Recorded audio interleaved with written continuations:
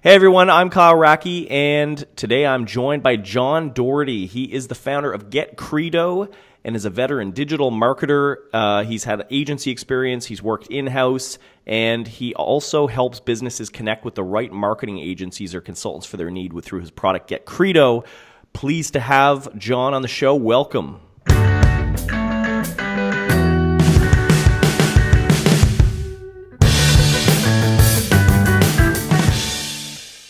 Kyle, thank you for having me. It's my pleasure to be here. It's excellent to have you. And you're currently working out of Colorado, enjoying the mountains. Indeed, yeah. My wife and I live in Denver. It's about 75, 80 degrees, and just one little cloud up there in the sky. It's a beautiful day here. Awesome. So there's a ton of stuff that we can talk about today, but I really think it's valuable for the listeners. First of all, let's kind of hear about Credo. What's this all about? Yeah, so I started my company. I call it Credo or Get Credo, either one. I started it in its first incarnation about 4.5 years ago, just bootstrapped basically to solve my own problem of I was getting out of doing freelance consulting and needed a place to send my clients at the time to good marketing agencies and consultants. I also had a lot of friends that owned small businesses that were coming to me wanting to work with me because they had hired a bad agency or consultant and had gotten hit by a manual Google penalty or an algorithm change or something like that. And I was so sick of seeing that happen. So there are a lot of bad actors in the SEO and digital world.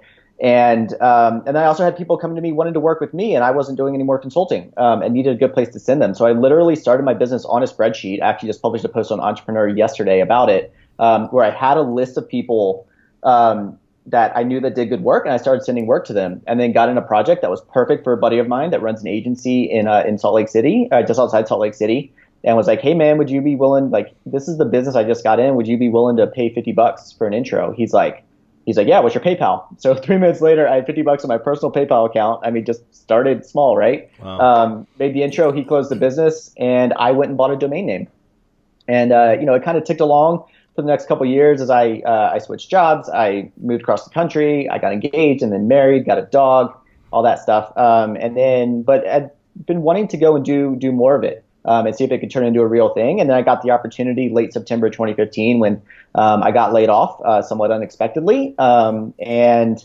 was like, you know what, I'm going to give working for myself a go. And so from there, we've at this point, I think we've sent over $6 or $7 million worth of work to agencies and consultants. We're generating anywhere from $400,000 to $600,000 worth of work every month right now. It's me and 2 part-time guys, part-time developer and a part-time account manager. And we try to take a very high-touch approach. When someone comes in looking for work, we talk with them on the phone, figure out what they need, and then get them introduced to the right people. Very cool. I'm sure this is music to a lot of listeners' ears who would welcome that much work coming to them each month. Now, obviously, there's going to be more people as a marketplace. You're going to have more people looking for work than people willing to offer it. So, what kind of standards do you have in place for the marketing agencies you choose? I know you said you only open it up a couple times a year for new marketing agencies to come in. What are the standards that you're looking for to be able to recommend somebody? Yeah, so I like to go at it from both a quantitative and a qualitative angle. The quantitative being when someone applies. When I open it up, then I put a form live that they can tell me who they are and what kind of clients they work with and budgets they work with and all of that. And I've learned over the last couple of years that basically if someone has a minimum of like $5,000 a month, like that's the smallest kind of client they'll take, they're not going to get awesome value from the Credo platform. Because most of the people, a lot of SMBs have $1,000 or $2,000, $3,000 a month to spend. Yeah, there are bigger ones than that, and I've definitely placed $30,000 a month marketing projects, but those are fewer and further between. And then when someone applies, they also tell me who 2 of their clients are. So they give me their clients' URLs. I plug them into SEMrush or Ahrefs or Majestic, and look at their backlinks and look at what their organic traffic has done. Take a look at the site, make sure it's like squared away technically. Like, are these people actually good at what they do? On the paid side, there's other tools that I use. And then once I'm like, okay, these guys are good at what they do. And then we schedule a phone call and I chat with them on the phone. And that's really to figure out, like, are they good speaking with clients? And also, what sales experience do they have? Because sales is so important. Like, I can send, projects all day long. But as I have them, but if agencies aren't closing them or consultants aren't closing them, then they're not going to get the value that they're paying for from the Credo platform. So that's super important. I used to bring people on that they're like, we just need more projects. I'm like, great, I can get you projects, but if people are saying like we need more projects, our business is going to go under, there's something else that's broken there. I've come to realize. So I think of Credo as being it's another channel for marketing agencies. It's not like the stopgap to save their business. I don't want that stress, on me to try to, if their business is dying, they should be putting that money elsewhere. You've got your own business to keep going too, not everybody I have my own else's. business to keep going. Exactly. Yeah. I'm not the messiah for marketing agencies. I can help agencies a lot, but I'm not, I can't save them. I think that should be the headline on your website, by the way.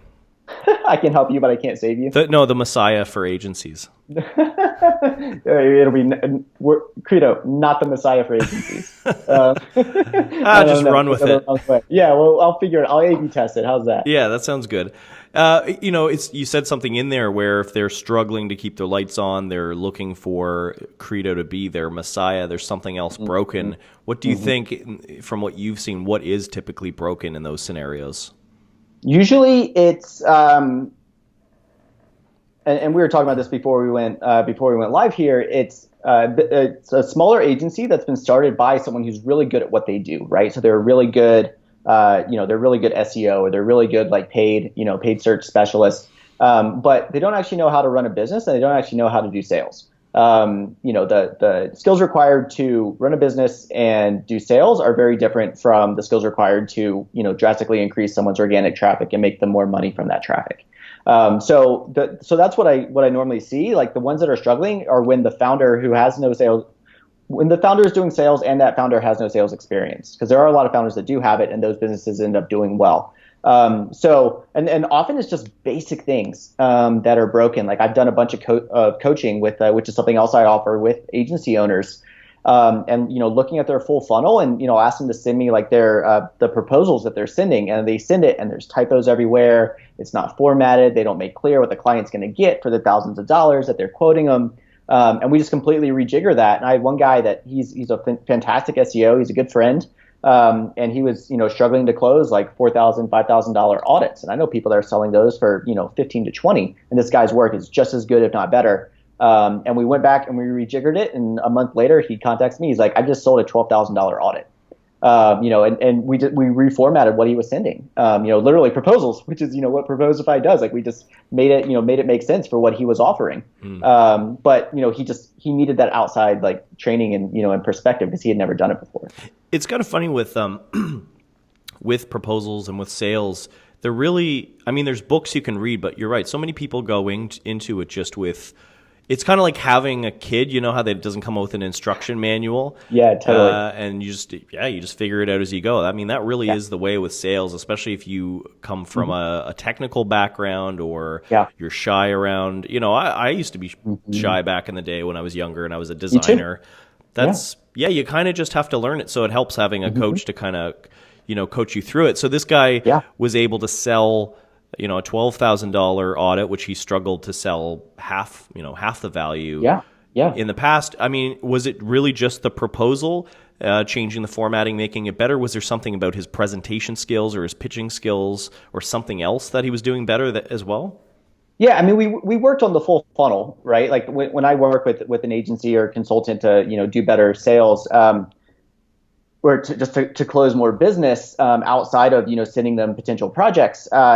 I start with taking a look at the full funnel, and then with him it was that, and then but like with another guy, and this guy was great on the phone, and he could explain what they were going to get and all of that. It just didn't come across in his writing. There was another guy that another agency owner that I worked with that I needed to work on his script, like for his the first conversations, the second conversations, all of that, and so we actually role played, and I called him like as a potential client. And got him to basically sell me, first call. And then afterwards, and I recorded it and went back, listened to it. And then afterwards we talked about it. I'm like, look, you need to change X, Y, and Z. And he's, now he has, it was just him at the time. And now he has like 3 employees, a year and a half later, and his business has just taken off. So like he learned how to talk, on the phone, like How do you, pitch next steps? How do you anchor people well to prices? Like that was a huge one, for him, huge thing for me to learn years ago, not anchoring people too low. If you say like, if you give an example of like, we'll do an audit for $1,000 and the keyword research for 500, and then you go and you tell them that an audit's going to cost 4,000 and keyword research is going to cost 3,000. They're like, whoa, I thought it was going to be like 1,500, not 7. Just basic things like that if you haven't done it before, you're not going to know not to do it. You're not going to know to look for it. So your advice then is to, when you're talking about clients in early stages, kind of go on the higher end and then come down versus start low and go high? Totally. Yeah, absolutely. Because you don't want there to be sticker shock. When you send a proposal through to someone, you never want them to come back and be like, whoa, that's way higher than I expected. Yeah. One of my favorite, and I bet a lot of people listening to this are going to be like, but people don't know what to spend. They don't know what it should cost, or they just want, to get an idea of what it's going to cost. And one thing that I always tell agencies to do is like, okay, and I actually train my account manager to do this as well. If someone's like, budget's open, then my favorite thing to do is to ask them like, okay, so if I told you this was going to cost you $10,000, what would you say? And some people, and you can hear just like in their tone with whatever they say next, exactly where they are. They'll say like, whoa, like that's a lot of money. You're like, okay, this person has like 2,000, 3,000, right? Yeah. And some of them are like, cool. And you're like, all right, like now I at least have a ballpark. But what if their budget was 100,000 and they just didn't tell you? Great. Well, hopefully if they have $100,000 to spend on marketing, I've done enough like research to know that like, okay, this is a big fish. Yeah. So yeah, I rarely get that, but I will often get like, real estate agents or, people just starting an e-commerce shop that they're like, budget's open. And then we start talking, numbers, or an agency starts talking numbers with them and says like, $5,000. And they're like, I have $500, right? And so like those are two very different worlds. The mistake that I see a lot, and I've made the mistake when I used to run a web design agency, was that when they say the budget's open, you say, okay, well, we'll go away and put together a proposal and show you what the costs are. And it's just such a waste of time, because those people that have $500 now, you spent that time on proposals. You could have just figured it out right away and moved on, or totally sold them. And I like to well, at least in America, and it's probably the same in Canada, people don't like to talk about money, right? They don't like to talk about budgets. And so I'll often couch it like that before I ask that question. Like if I told you it was going to cost X, what would you say? I'll couch it with, I know that talking about budgets and talking about money is awkward. I hate doing it too, but it's super important so that like we know, kind of which direction to go after this conversation. And people are like, oh, okay, that's cool. Like that makes sense. And then you're also not like asking them to come up with a budget, because if they need SEO and they've never done SEO before, and they get all these like spam emails from people overseas saying they'll do it for $99 a month, that's where they are anchored, right? And so they might be like, oh, I can spend $299, and you look at their site and they're doing $500,000 a year in revenue, and you're like, and they have a ton of opportunity, they're not going to move the needle for $299 a month. Yeah. So they literally don't know what they should spend. Which is why I've launched like SEO calculators, and I have a whole site. It's howtohireenSEO.com, where people can put in, what their business is and how much traffic they do and how much they want to grow. And it will give them a rough, like, this is how much like a technical SEO audit would cost, for your company. In a way, I feel sorry for a lot of clients that aren't in the tech space or digital space, because it really is kind of a black box. Like there's just no standardization. Most people don't list their prices, so people have just no idea what the work is worth, what's good and what's bad. I mean, how are you getting those clients coming through Credo? Are you kind of helping guide them through this kind of stuff? Yeah, we very much try to. That's exactly why we take the high touch, because there are a lot of people that are just confused about it and don't know, like, what do they need to spend? What channels are they not even looking at? People will come and be like, I heard about SEO and I want it.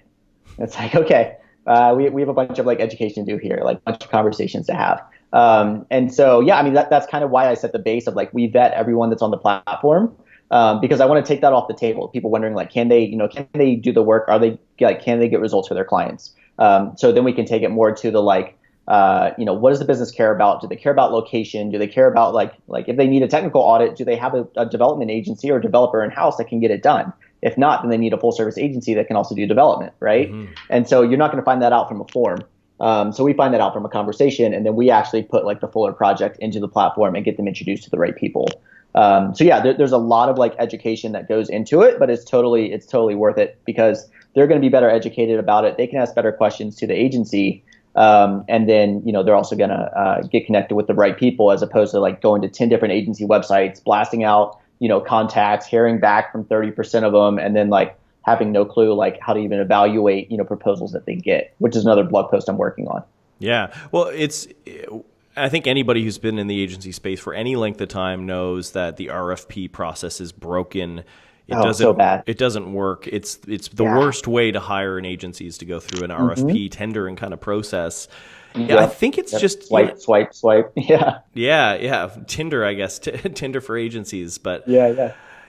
There's no way for them to really get any good. I mean, we could probably go for an hour about RFPs, but totally. I love the idea of Credo and what you guys are trying to do there because it really is. It's a great service for clients as far as here. You're this third party who's not biased making these introductions to agencies. So I think it would give your buyers a lot more comfort knowing that there's somebody who's really looking out for them and trying to find the best buyer or the best seller.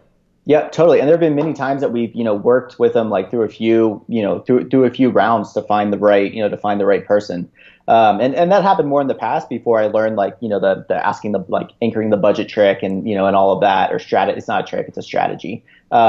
Before I learned that, and a few others. But yeah, from time to time, we'll have someone come back and be like, hey, this agency didn't follow up. They missed our phone call. And then, we very much try to, I'm not gonna babysit stuff, right? Like people need to, be good at what they do and follow up and, keep to their commitments. But sometimes like mistakes genuinely happen.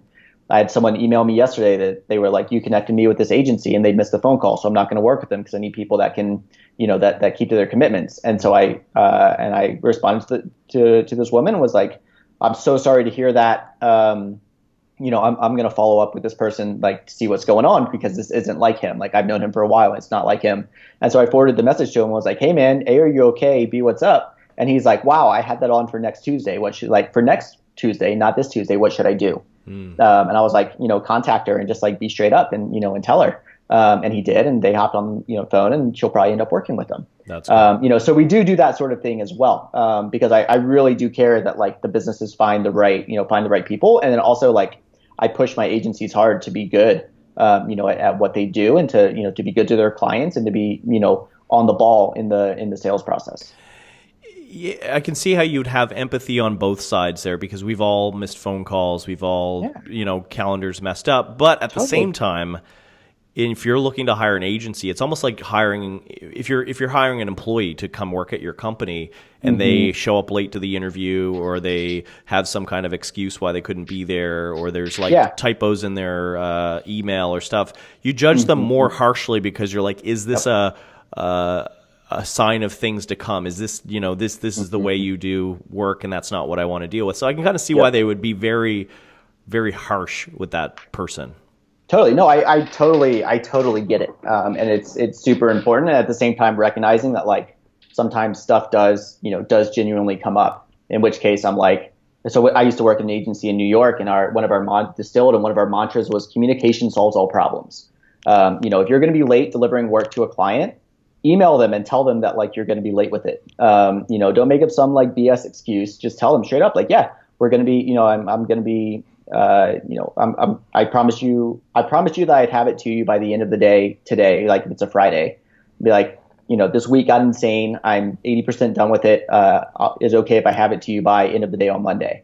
This works especially well on Fridays. Because people are like, yeah, I'm heading out of the office. I'm not going to look at it till Monday anyways. So if you say like, yeah, I'll get it to you by noon on Monday, they're like, great, I won't look at it before then. Yeah. So like, why kill yourself to get it out now? Work till 10 o'clock on a Friday, which, is important on both sides. Like they feel good. And then you also don't have to work till 10 o'clock on a Friday. You can go like take a little bit of a break from a long week.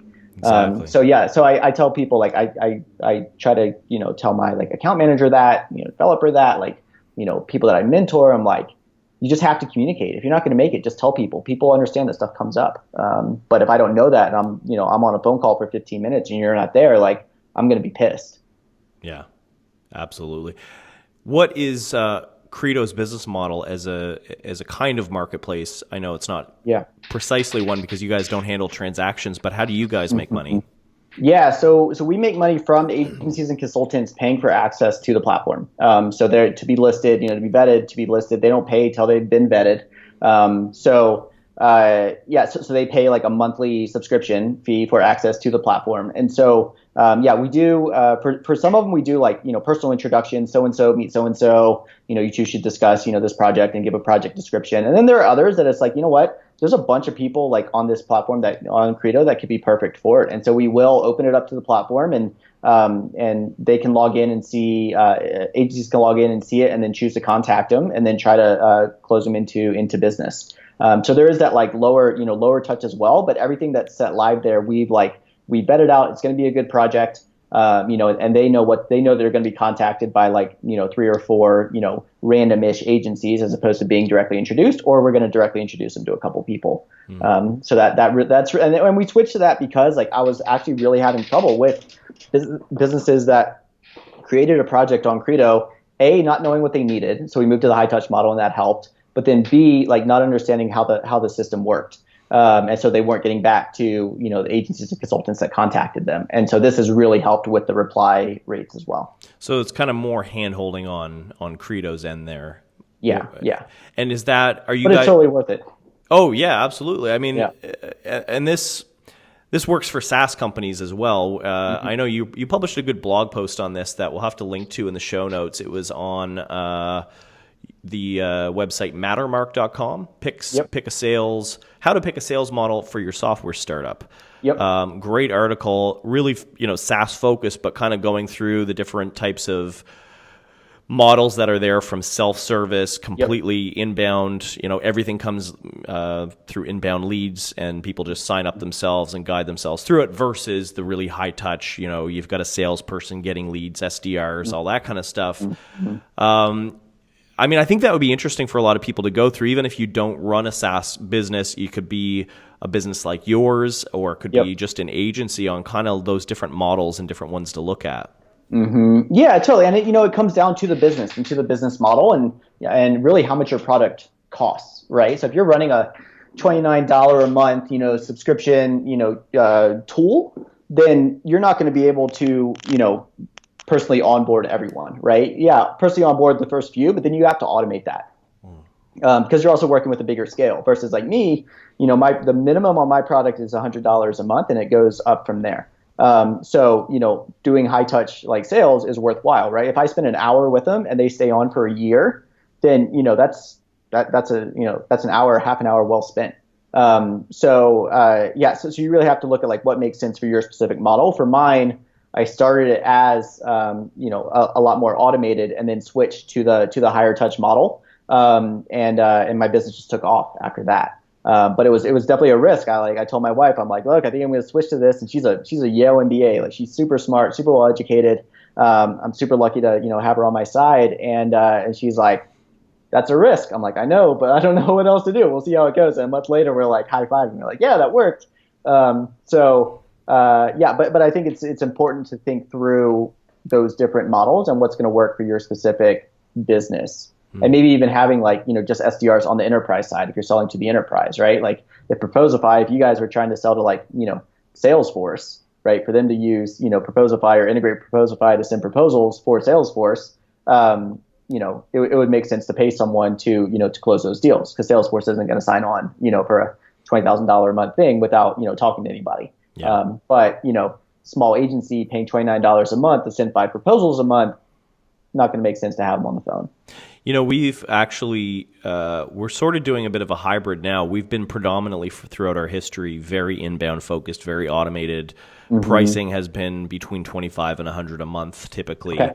Once we started kind of selling higher price plans, because we did have some customers that wanted more hands-on help, advanced features, kind of stuff for bigger teams. So we put bigger plans, and then we hired. Yeah, exactly. We had we hired 2 salespeople last year. They were the first salespeople that had ever. We were already at, I don't know, something like 3,000 or 4,000 customers before we hired our first salespeople. Yeah. And so they've been focusing primarily on the larger accounts that need that hand holding, that want demos. I mean, it works to a degree. It's not. I don't think it's 100% we've nailed it. We just need to scale the sales team at this point. Yeah. But we have found that the ones they bring in do have much higher lifetime values, much lower churn, which is really good. They still are caught in the trap of doing a lot of demos that turn into, $20 a month plans instead of $100 plus.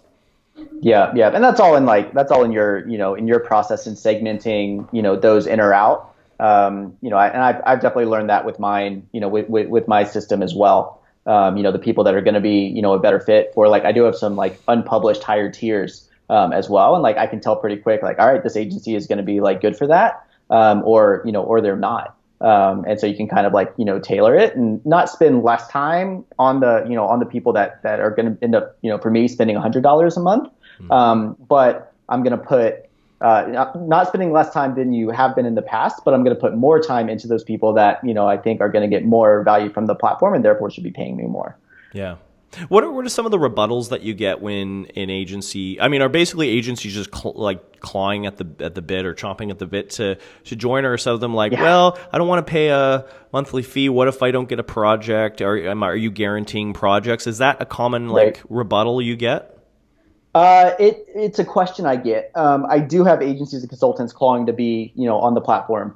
I tell them, like, I don't guarantee projects. I have gotten a lot better at bringing the right people on. So in the past, I would bring on people that had like a $4,000 a month minimum, but it's just hard to get them, those big projects. Versus I have a good number in like the $1,200 to $3,000 a month range. So I've gotten better about who I do allow onto the platform and knowing that I have a better chance at getting them projects. But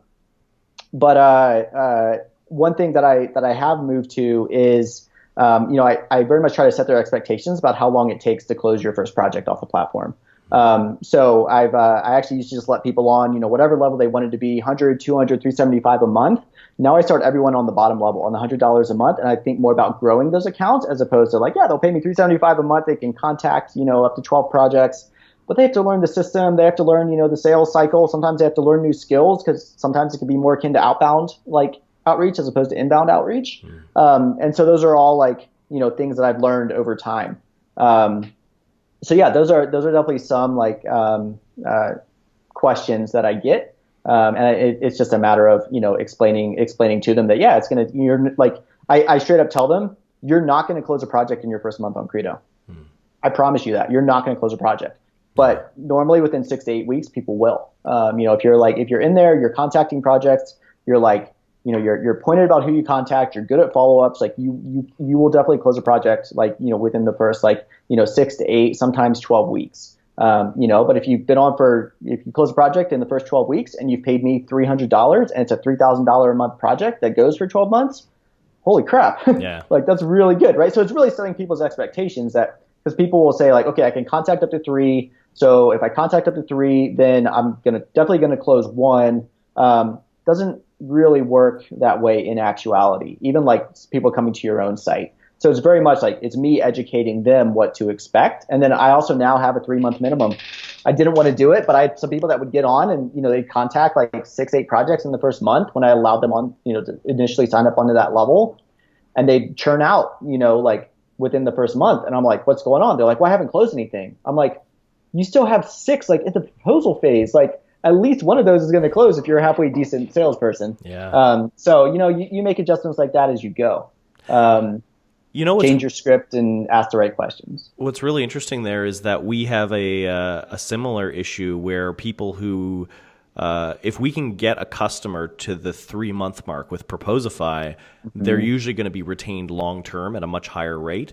Yep. But often people will sign up in the first month expecting to use one of our proposal templates and close a deal. If it doesn't happen within that first month or two, that's kind of like, oh, well, I don't really need to use this anymore. So it is like, yeah, getting people past that stage where they realize like sales cycles are long. When you're selling a 3, 5, 10,000 a month retainer project, you're not going to just walk in and like sell it like it's a Snickers bar, I know. I had one guy that he, I sent him it ended up being like a $7,000 a month project for a well-known fashion brand. And I introduced them in, I want to say January or February of this year, and they closed it in July. Wow. So they're going to make, close to 100K from this client like over the next 12 months, but it took him 5 months to close it. And kudos to him like for sticking through with it. But if he was looking to close it like in a month, that rarely happens. Yeah. And I mean, the thing is, people pay money for leads all the time. They pay money for Facebook to generate leads, AdWords. You're another channel to drum up leads, but this still, like, the lead goes only so far, and they've got to take the ball and run with it, right? Exactly. Yeah. So, for me, it's training on both sides. It's training businesses like what they should expect and, what they'll get for the money that they're spending with an agency, and then working with agencies and consultants to actually, speak to those clients' needs and explain to them what they're going to get if they don't know, anything about SEO or, Facebook ads. So there's a lot of education on both sides for sure. Very cool. Well, I mean, I think this will help a lot of people in the agency business think more closely and more deeply about their own sales process and how they're handling leads that come their way. If people want to check out more of what you've got to say, John, where should they go? Yeah, so there are 3 different places that are good to go. First one is my website, getcredo.com. GETCRED as in dog o.com. So that's the main site. There's a blog there that I publish stuff once or twice a week. Then the best place to find out what I'm personally talking about, and full disclaimer, I do tweet about politics and that, but Twitter is the best place. Pretty raw and open there, and on there a lot, and super responsive. So at DohertyJF, DOHERTYJF. And then my personal website is johnfdoherty.com, and I blog a lot. I blog there around entrepreneurship and product and and that sort of thing. And growth stuff as well, because that's my background. But yeah, those are the 3 places to find me. Very cool. I also have a personal newsletter that I send out every Tuesday morning that people should sign up for. It's johnfdoherty.com/email-newsletter. I read a ton, books, articles, etc., and I round up the top 7 to 10 articles I found that week and send that out every Tuesday morning. Awesome. So sign up for that. A little content curation. That's right. We will post links to all of that in the show notes. So if people are listening to this and you don't want to remember all these URLs, just head over to proposify.biz/podcast, and you will see the episode here with John Doherty, and click those links to get in on his newsletter and follow him on Twitter. Thank you so much, John, for being on the show today. Kyle, thanks for having me. It's been a pleasure.